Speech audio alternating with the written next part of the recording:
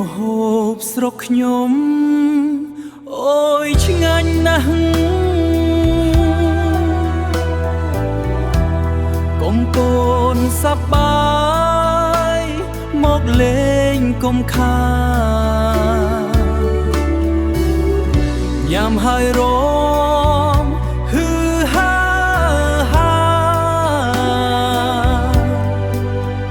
រសជាតិខ្មែរនៅក្នុងបេះដូងយើងឆ្ងាញ់ឆ្ងាញ់ឆ្ងាញ់សប្បាយសប្បាយកុំពតហើយមកភ្លៀងមកភ្លៀងម្ហូបស្រុកខ្ញុំយេយេយេយេយេយេយេយេយេយេយេយេមកញ៉ាំទាំងអស់គ្នាកំពតកំពុងរងចាំរសជាតិឆ្ងាញ់មិនអាចទប់បាន